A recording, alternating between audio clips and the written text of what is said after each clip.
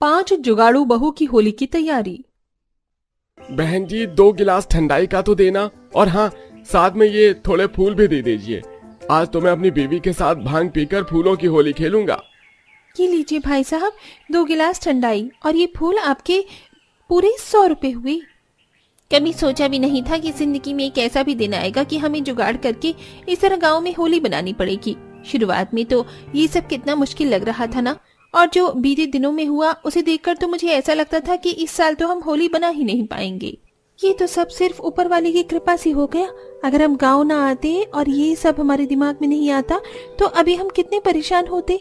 जुगाड़ से बनाई हुई होली को तो मैं कभी नहीं भूल सकती। ऐसा भी क्या हुआ था इन सभी बहुओं के साथ जो इन्हें गांव जाकर जुगाड़ करके इस तरह होली मनानी पड़ रही थी? क्या बीते दिनों में इनके साथ कोई ऐसा हादसा हुआ था जिसमें इनका सब कुछ चला गया, या कोई और कारण था? आइए इसे जानने के लिए कहानी में थोड़ा पीछे चलते हैं। आप लोग हमारी बात मान क्यों नहीं रहे हैं? आप ऐसे कैसे किसी भी कंपनी में अपनी जिंदगी भर की सारी कमाई लगा देंगे?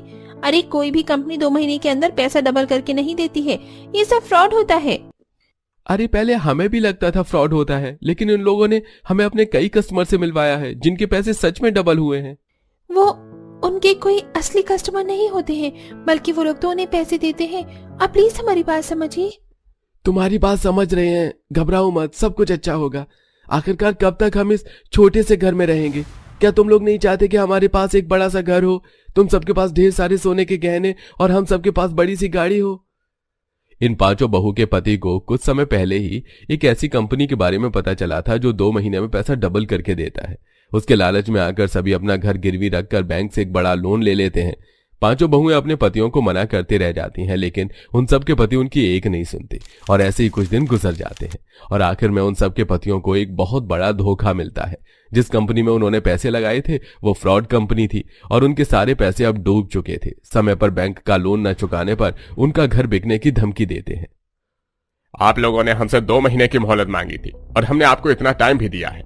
अगर आपने 1 हफ्ते के अंदर सारे लोन के पैसे नहीं चुकाए तो या तो आप सबको मारपीट होगी या तो आपका घर जब्त कर लिया जाएगा। हमारी बात समझने की कोशिश करिए, हमें कुछ महीने की मोहलत दे दीजिए। और हम कहां से लाएंगे इतनी बड़ी रकम? ये तो आपको इतनी बड़ी रकम लेने से पहले सोचना चाहिए था। मैं ज्यादा से ज्यादा बस आपको 2 हफ्ते की मोहलत दे सकता हूँ और इससे ज्यादा मेरे हाथों में और कुछ नहीं है। वो लोग कई जगह हाथ पैर मारते हैं लेकिन उन्हें कहीं से भी कोई मदद नहीं मिलती। जेल जाकर बदनामी से अच्छा वो सभी अपना घर बैंक वालों के नाम कर देते हैं और अब सभी विनीत के घर जाते हैं। दरअसल विनीत इन सभी भाइयों का काफी पुराना अच्छा दोस्त था। अपने दोस्तों की परेशानी सुनकर विनीत को भी काफी ज्यादा डर लगता है। यार ये तुम लोगों ने क्या किया? मैंने तुम्हें कितनी बार मना किया था लेकिन तुमने मेरी एक नहीं सुनी। अब देखो ना कितना कुछ बिगड़ गया तुम्हारी जिंदगी में। सबसे बड़ी परेशानी तो हम सबकी रहने की है।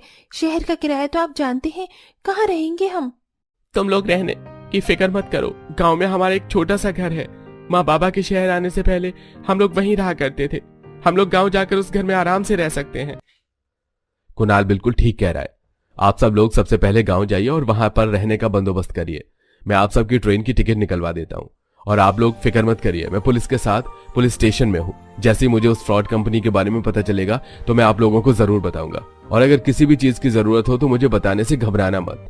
विनीत अपनी दोस्ती का फर्ज निभाते हुए उन सबकी टिकट बुक कर देता है और साथ ही साथ अपने दोस्तों को भी थोड़े बहुत पैसे दे देता है और अब अगले दिन वो सब ट्रेन पकड़कर गांव आ जाते हैं। गांव आने के कुछ दिनों तक तो विनोद के दिए हुए पैसे से ही घर का गुजारा चल रहा था, लेकिन अब दिन बीतने के साथ साथ और सबके पैसे भी खत्म हो रहे थे। गांव में कहीं ज्यादा रोजगार था नहीं, इसलिए 5 भाई छोटी मोटी नौकरियां करके धन का 50 रुपए जो उनके खाने पीने में ही निकल जाते हैं। ऐसे ही कुछ दिन और गुजरते हैं और अब होली का त्योहार आने वाला था। हमारे पति जो कुछ भी काम कर रहे हैं वो सब खाने पीने और घर के खर्चों में ही खत्म हो रहा है। ऐसे तो हम लोग होली का त्योहार मना ही नहीं पाएंगे। इस साल की होली हमारी रोकी सूखी ही गुजरेगी। होली न मनाने की वजह से 5 बहुएं काफी ज्यादा उदास और ऐसे ही कुछ दिन गुजर जाते हैं। 5 बहुएं हमेशा देखा करती थी कि गांव में रहने वाले लोग छोटे मोटे चीजों से अपना काफी अच्छा रहन सहन कर लिया करते थे। फूलों को पीसकर उनके रंग से अपने घर की दीवारों पर आकृतियां बनाया करते थे। वहीं दूध, छाछ, दही वगैरह के लिए उन्होंने घर में ही गाय वगैरह पाल रखी थी। हर छोटे बड़े कामों को आसान बनाने के लिए गांव वालों ने काफी ज्यादा जुगाड़ किए हुए थे, जिन्हें देखकर जब ये गांव के कम पढ़े लिखे लोग छोटी मोटी जुगाड़ करके अपनी जिंदगी को इतनी आसान बना सकते हैं तो हम लोग क्यों ना इसी तरह छोटी मोटी जुगाड़ करके होली बनाएं। हम कोशिश तो कर ही सकते हैं। सबसे पहले हम गुलाल बनाना शुरुआत करते हैं। जब मैं स्कूल में थी तो एक बार मेरे स्कूल में गुलाल बनाने का कंपटीशन हुआ था। इस तरह अगर हम चाहें तो गुलाल बना सकते हैं। मैं आटा, मैदा और फूलों के रंग की मदद से गुलाल बनाया था। सबसे छोटी बहू पायल गांव की एक चक्की में आटा पीसने का काम करती थी। आज बहुएं कलर बनाने के बजाय पायल और चक्की की दुकान से गेहूं और मैदा लाती हैं, जिसकी मदद से वो सभी बहुएं अब गुलाल बनाने की तैयारी करती हैं। गांव होने की वजह से उन सभी को आसपास की जगह से ही रंग बिरंगे ढेर सारे फूल मिल जाते हैं, जिनकी मदद से वो गुलाल बनाती हैं और उसे सूखने के लिए रख देती हैं। ये इतने सारे कपड़े हम शहर से लाए हैं, लेकिन इनका करेंगे क्या? मैं सोच रही हूँ क्यों ना इसे ही होली के कपड़े बना ले। गांव के लोग तो साधारण कपड़ों को ही होली खेलते हैं, तो क्यों ना हम उन्हें होली पर पहनने के लिए नए कपड़े दें। ये तो काफी अच्छा आइडिया है। इससे गांव वाले भी खुश हो जाएंगे और हमारी थोड़ी बहुत कमाई भी हो जाएगी। गुलाल बनाने के साथ साथ अब सभी बहुओं ने शहर से लाए हुए एक्स्ट्रा कपड़े की मदद से होली पर पहने जाने वाले थोड़े बहुत कपड़े बना लिए थे, जिन्हें वो गांव में बेचकर थोड़े बहुत पैसे कमा लिया करती थी। वहीं आरती को एक फैक्ट्री में नौकरी मिल जाती है। उस फैक्ट्री में गुड़ बनाने का काम होता था, जिसके चलते आरती रोज ढेर सारा अच्छा गुड़ घर लेकर आई थी और अब वो सभी बहुएं मिलकर गुड़ की तरह तरह की मिठाई बनाती हैं। इतनी सारी मिठाई काफी है ना? हमारे लिए थोड़ी सी रखकर बाकी हम गाँव वालों को बेच देंगे। सभी बहुएं इसी तरह दिन पर दिन जुगाड़ कर रही थीं। वहीं पल्लवी को जंगल के पास एक गाय दिखती है, जिसके पैर में काफी चोट लगी थी। पल्लवी उस गाय को घर लाकर उसकी मरहम पट्टी करती है और अब पल्लवी उससे मिलने वाले दूध की मदद से छाछ वगैरह बनाना शुरू कर देती है। ये देखो पल्लवी, मैं क्या लेकर आई हूँ। मुझे जंगल में ढेर सारे भांग के पत्ते मिले। अब हम रंग के साथ साथ ठंडाई भी बेच सकेंगे। तुमने काफी अच्छा किया। देखते देखते हमने खाने पीने से लेकर सारी तैयारी ही कर ली है। गुलाल भी बिल्कुल तैयार है। अब तो बस होली का इंतजार है। ऐसे ही 3 से 4 दिन गुजर जाते हैं और आखिरकार होली का त्योहार शुरू हो जाता है। गांव में सब लोग नाच गाकर होली खेल रहे थे, तो वहीं ये 5 बहुएं होली खेलने के साथ साथ किसी को मिठाई भेज रही थीं तो किसी को भांग। तुम शहर की बहू ने तो कमाल करके रख दिया। तुम सभी ने अच्छी जुगाड़ की है, 5 की 5 ने। मैं तो खुद तुम्हारे जुगाड़ से काफी ज्यादा खुश हूँ। बिना पैसों के भी तुमने होली की तैयारी कितनी अच्छी तरह से करी है। जंगल से ढेर सारे फूल भी तोड़कर लाकर रख दिए थे, जिनकी मदद से अब कई सारे लोग फूल से भी होली खेल रहे थे। इस बीच उन 5 के पति का दोस्त विनीत शहर से ढेर सारी मिठाई लेकर आता है। कैसे हैं आप लोग? होली की ढेर सारी शुभकामनाएं। पुनीत भैया, आपको भी होली मुबारक हो। कैसे आना हुआ? दूसरा कारण तो है कि होली का त्योहार था, इसलिए मैं आप लोगों से मिलने के लिए आया। लेकिन पहला कारण जानकर आप लोग खुशी से नाचने लगोगे। जिस फ्रॉड कंपनी में आपके पतियों ने पैसे इन्वेस्ट किए थे, वो कंपनी पकड़ी गई है और कई लोगों को उनका पैसा भी मिल गया है। इसलिए आप लोगों को वापस चाय पर बुलाने के लिए आया था। भाई साहब, आप सच कह रहे हैं? इसका मतलब अब हमारे सारे पैसे मिल जाएंगे? अब उनके पति इस खबर से काफी ज्यादा खुश थे, जिसके बाद वो सबसे पहले तो गांव में मिलकर धूमधाम से होली का त्योहार मनाते हैं और वापस शहर आ जाते हैं और शहर आकर पहले की तरह ही अपनी जिंदगी जीने लगते हैं। लेकिन जब जब होली का त्योहार आता तो 5 बहुएं फिर से इसी तरह के छोटे मोटे जुगाड़ करती रहती हैं। ओह माय गॉड, मैगजीन पढ़ते पढ़ते मुझे भूख लग गई। ए सुमन की बच्ची, चल मेरे लिए चाय पकौड़े बना कर ला, और शेफाली बहू तुम छत से कपड़े लेकर आ जाओ। माँ जी, मैं 2 फ्लोर चढ़कर ऊपर से इतने सारे कपड़े लेकर नहीं आ सकती। आप देवरानी को कह दो, मैं चाय बना देती हूँ। हाँ, मेरी प्यारी बहू, तू मेरे लिए चाय पकौड़े बना दे और तू चल ऊपर से कपड़े लेकर आ। जी माँ जी, मैं अभी लेकर आई। कमरे की खिड़की से मोहन खड़े होकर सब कुछ देख रहा था। ये माँ भी ना, शादी को 1-1.5 साल होने को आया है, लेकिन अभी भी सुमन से गरीबों के कारण चिढ़ती हैं और मुश्किल काम उसे देती हैं, और भाभी को कुछ भी नहीं। अरे शेफाली भाभी, मैं भी चाय पी लूंगा, मेरे लिए भी चाय आप बना देना। हाँ जरूर। शेफाली चाय बनाने जाती है और सुमन छत पर से कपड़े उठाकर लाती है कि वो चिलचिलाती धूप में बेहोश हो जाती है। वहीं शेफाली दूध की बदबू सूंघ उल्टी कर देती है। एक तरफ छत से धम आवाज आती है, दूसरी तरफ शेफाली की सास अपनी अमीर बहू की तरफ जाती है और मोहन अपनी पत्नी की तरफ। शेफाली क्या हुआ तुम्हें? लगता है मुझे डॉक्टर को बुलाना पड़ेगा। मोहन डॉक्टर को बुलाता है तो सबसे पहले गायत्री सुमन का नहीं शेफाली का चेकअप करने को कहती है। डॉक्टर बताइए ना, मेरी अमीर बहू ठीक तो है ना? पता नहीं उसे उल्टी कैसे हो गई। आप थोड़ा रुकिए। फिर डॉक्टर सुमन का चेकअप करता है। डॉक्टर, मुझे बहुत टेंशन हो रही है, आप कुछ तो बोलिए। कंग्रेचुलेशंस, आपके घर में 2 नन्हे मुन्ने बच्चे आने वाले हैं। आंटी जी, आपकी दोनों बहू प्रेग्नेंट है। क्या मेरी शेफाली प्रेग्नेंट है? अरे वाह वाह वाह। एक बहू के लिए खुशी। अरे वो मेरा मतलब, मैं दोनों बहू के लिए बहुत खुश हूँ। ये कहकर गायत्री दोनों बहू की नजर उतार लेती है, जिससे सुमन और मोहन को खुशी मिलती है। लेकिन डॉक्टर के जाने के बाद वो फिर से अमीर और गरीब बहू के बीच भेदभाव करने लगती है। दरअसल शादी के दौरान सुमन कोई भी दहेज लेकर नहीं आई थी, जबकि अमीर बहू अनेक दहेज लेकर आई थी, जिसमें गायत्री को बहुत कुछ उपहार मिला था। इसीलिए वो अपनी छोटी बहू को आलीशान ससुराल का सबसे छोटा कमरा दे देती है और आलीशान ससुराल का बड़ा कमरा अमीर बहू को दे देती है। दिन गुजरते हैं, वो अपनी अमीर बहू का बहुत खास ख्याल रखती है। उसे जमीन पर नंगे पांव भी नहीं खड़ी होने देती थी। उससे पहले उसके पांव में चप्पल पहुंचा देती थी और केसर का दूध देकर कहती है एक दिन, हाय मेरी प्यारी सी बहू को किसी की नजर ना लगे, ये तो इस आलीशान ससुराल के पहले बच्चे को जन्म देने वाली है और तेरा बच्चा भी पहले है। तू देख मैं तेरा कितना ख्याल रखूंगी। अच्छा ये दूध पी ले केसर वाला। माँ जी मैं ये नहीं पी सकती, मुझे स्मेल आती है, अब थोड़ा चॉकलेट डाल देती। अरे हाँ हाँ तू चिंता मत कर, अभी चॉकलेट डलवा देती हूँ। ओ सुमन ऊँटनी की यहाँ, और बहू के लिए रसोई में से चॉकलेट पाउडर लेकर आ। आई माँ जी। सुमन भी शेफाली की तरह 5 महीने की गर्भवती थी। गायत्री सुमन से घर का सारा काम करवाती है और अपनी अमीर बहू को बिठा कर रखती है।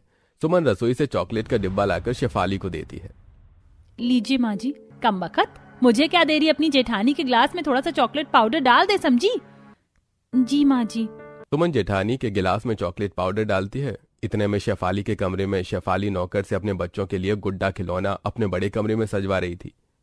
माँ जी आलीशान ससुराल में मेरा पहला बच्चा आने वाला है, आपका पोता, उसके लिए ये बड़ा कमरा अच्छा सजाना पड़ेगा ना? हाँ बहू बिल्कुल, मैं तो तेरे पहले बच्चे के लिए ढेर सारे कपड़े की शॉपिंग भी करूंगी कुछ दिनों में, और फिर गोद भराई भी तो है। हाँ माँ जी मैं तो भूल ही गई, जब गोद भराई होगी ना तब मैं बहुत अच्छे अच्छे साड़ी लहंगे पहनूंगी। गरीब देवरानी की तो ये भी औकात नहीं, और इसका कमरा भी तो छोटा सा है। इसलिए माँ जी मैं सोच रही थी इस आलीशान घर में और भी तो बड़े कमरे हैं, आप मुझे वहाँ शिफ्ट कर दीजिए। छोटे कमरे में अब बच्चे के साथ रहेंगे तो सामान भी नहीं आ पाएगा। तो मैं क्या करूँ, जिस वजह से तू उस छोटे कमरे में है ना तो वहीं पड़ी रहेगी, समझी? भले ही तेरा ससुराल आलीशान क्यों ना हो।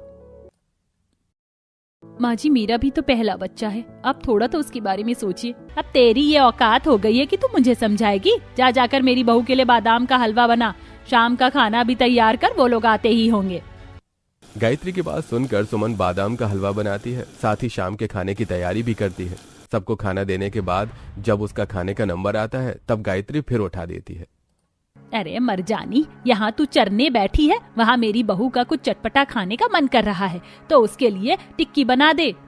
माँ जी मैं बहुत देर से भूखी हूँ, मेरे बच्चे को भी पोषण तत्वों की जरूरत है, मैं थोड़ी देर में बनाती हूँ ना। अच्छा सारा पोषण तत्व तेरे बच्चे को ही तो चाहिए? मेरी बहू का भी पहला बच्चा है, जाकर उसकी सेवादारी कर फिर कुछ खाना।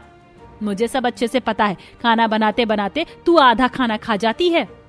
यह सुन सुमन की आंखों में आंसू आ जाते हैं। वो जेठानी के लिए गर्मा गर्म टिक्की बनाकर उसे 2-4 खिला देती है और जब लास्ट में जब खुद खाने जाती है तो सास हाथ से टिक्की छीन लेती है। ओ तेरी इतनी हिम्मत कैसे हुई ये टिक्की खाने की? ये मैंने अपनी अमीर बहू के लिए बनवाया था, तेरे लिए नहीं। तू रात की बची हुई रोटी सब्जी खा ले। सुमन रोते रोते रात का बासी खाना खा रही होती है। गरीब होना इतना दुख दर्द देता है। एक तो वैसे ही छोटे से कमरे में हम रह नहीं पाते, हम सोच रहे हैं बच्चे का सामान एडजस्ट करें, ऊपर से माँ जी मेरे पहले बच्चे के लिए खुशी नहीं है। बस उन्हें अपनी अमीर बहू का पहला बच्चा प्यारा है, मेरा नहीं। मुझे अच्छा अच्छा खाने को भी नहीं दे रही। जेठानी जी घर में बैठी रहती है और उन्हें बैठे बैठे सब कुछ मिल जाता है, मुझे कुछ नहीं। बस भगवान जी आप मेरे बच्चे को स्वस्थ रखना। कुछ ही समय में दोनों बहू को 7वां महीना लग जाता है। जहां शेफाली को जरा सा भी पेट में दर्द होता था तो गायत्री उसे फौरन अस्पताल ले जाती थी, लेकिन सुमन के कहने पर भी वो उसे हॉस्पिटल नहीं ले जाती थी। देखते ही देखते गोद भराई का समय आ गया, जहां गायत्री अपनी अमीर बहू को महंगी महंगी शॉपिंग करवाकर उसे बहुत सारे गहने देकर तैयार कर देती है। वहीं गरीब बहू को आर्टिफिशियल ज्वेलरी देकर गोद भराई में बिठा देती है। नाच गाना होता है, अमीर बहू को अच्छा शगुन दिया जाता है और गरीब बहू को नाम का इतने में दोनों की माँ आ जाती है। थू थू थू, दोनों बहू को किसी की नजर ना लगे।